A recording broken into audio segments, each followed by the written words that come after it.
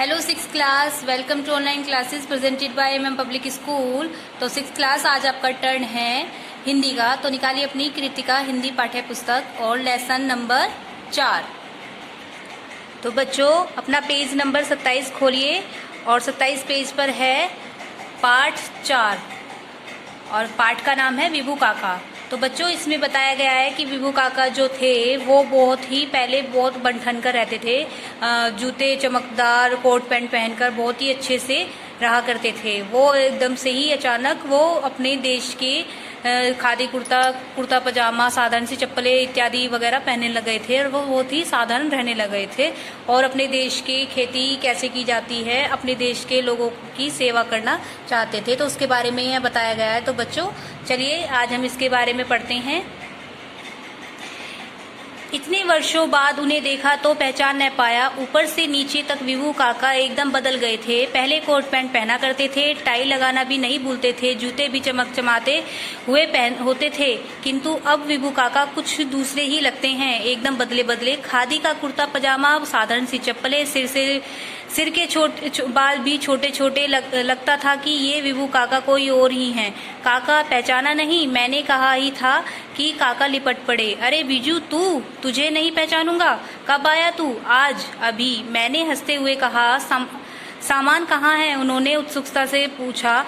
मैंने सामने रखे झोले की ओर इशारा किया तो वे चौंक पड़े। बिस्तर कुछ नहीं, आश्चर्य से उन्होंने पूछा। मैं हंस पड़ा। इतनी लंबी यात्रा में बिस्तर कहाँ उठाता फिरता, इसी से काम चला लेता हूँ। काका के मुख पर प्रसन्नता झलकी और वे मेरी पीठ थपथपाने लगे। शाबाश बेटे, यह हुई ना बात। विभू काका मेरे सामान भीतर रखवा कर कहीं बाहर जाने लगे और घर के लोगों को जाते जाते यह हिदायत देना नहीं भूले कि विजय का ध्यान रखना। सचमुच मुझे कहीं कोई कष्ट अनुभव नहीं हुआ। मैं आश्चर्य से काका का यह अनोखा संसार देख रहा था। मैंने देखा दो ट्रैक्टरें चल रहे थे। घर के पास ही पशुओं के बाड़े में 2 गायें बैठी जुगाली कर रही थी। सामने हरी भरी सब्जियों की बगीची थी।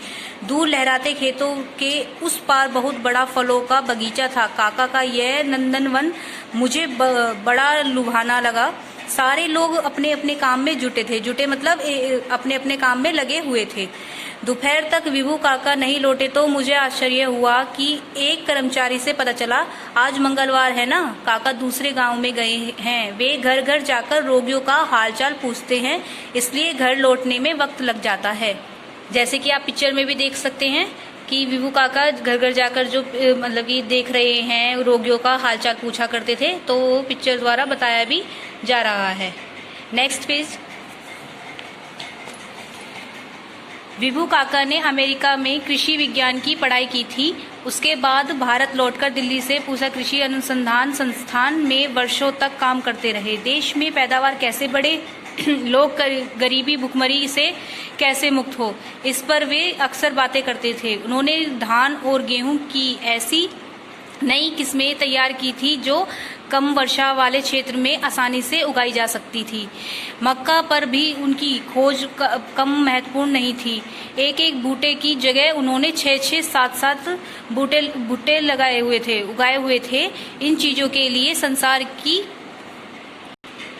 इन खोजों के लिए सरकार की ओर से उन्हें कई पुरस्कार प्राप्त हुए थे। अक्सर वे यूरोप अमेरिका की यात्रा पर निकल जाते थे। वहाँ बड़े बड़े भाषण दिया करते थे। सफलता उनके कदम चूमती थी। विदेश में बसने के लिए उन्हें वहाँ की सरकारों ने बड़े बड़े प्रलोभन मतलब लालच भी दिए थे, किंतु काका को तो अपना देश ही प्यारा था। अपने ही देश के किसानों की सेवा करने के लिए उन्होंने ठान ली थी। काका अब पूरी तरह से बदल चुके थे, एकदम किसान भी बन गए थे। यहाँ कैसा लगता है आपको? ना सिनेमा हॉल है, ना बड़े बड़े होटल हैं, क्लब है। आपको पढ़ने के लिए पुस्तकें भी यहाँ न मिल पाती होंगी। जैसे जिज्ञासा मतलब जानने की इच्छा से पूछा तो विभू काका हंस पड़े। अरे पगले, यह तो चारों ओर का दृश्य देख रहा है। सिनेमा हॉल क्या इससे अधिक आकर्षक होते हैं? उन बड़े बड़े होटलों में भला क्या रखा है? यहाँ जैसा ताज़ा अनाज, ताज़ी सब्जियाँ, ताज़ा घी, दूध, दही क्या शहरों के बड़े बड़े अमीर को भी मिल पाता होगा। प्रकृति की सबसे बड़ी खुली किताब तो हमारे सामने है, इससे अधिक अच्छी और प्रामाणिक है क्या वे तुम्हारी पुस्तकें मतलब किताबें। काका मुझे बच्चों की तरह एक एक बात विस्तार से समझाने लगे। शाम को वे मुझे अपनी जीप गाड़ी में बैठाकर आसपास के गांव में घुमाने ले गए। वहां का अनोखा दृश्य देखकर मेरी आंखें खुली की खुली रह गई। गांव में सभी घर पक्के थे, सब घरों के आगे गायें बंधी थी। गांव के बीच एक पाठशाला थी, सब बच्चे साफ सुथरे कपड़े पहने हुए थे, लोग स्वस्थ व हष्ट पुष्ट भी थे। मैंने पूरे भारत का भ्रमण मतलब घूमा हुआ था कि भ्रमण किया है, पर ऐसे गांव मैंने कहीं नहीं देखे। गांव के लोगों ने बताया कि यह क्षेत्र पहले सबसे पिछड़ा हुआ था, पर जब से काका ने यहाँ पर अपना फार्म बनाया तब से इस सारे इलाके की कायापलट मतलब परिवर्तन बदलाव हो गई थी। काका ने खुद घर घर जाकर समझाया कि खेती कैसे करें जिससे अन्न की पैदावार बढ़े। वे सबको बताते हैं स्वच्छ रहने के लिए क्या क्या लाभ हैं, आए दिन की बीमारी से छुटकारा कैसे मिल सकता है और बच्चों को पाठशाला क्यों भेजना चाहिए।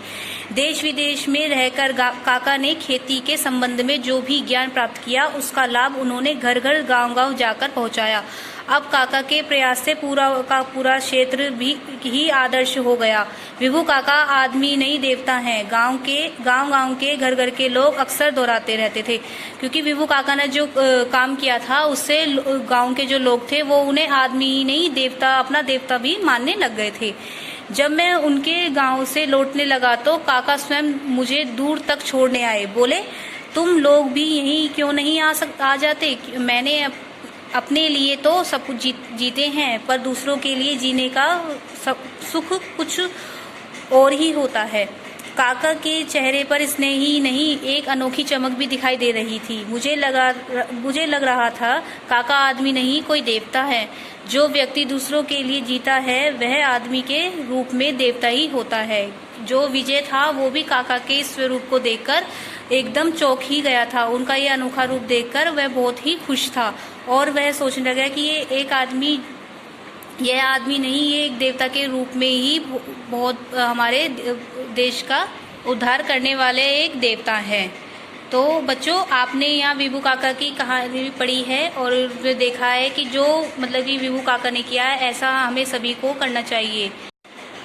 तो बच्चों, आपको ये शब्द अर्थ खुद से करने हैं, ओके, और आपको बाकी का जो वर्क है वो आपको सेंड कर दिया जाएगा। तो मिलते हैं आपको नेक्स्ट वीडियो के साथ नेक्स्ट क्लास में। Thank you.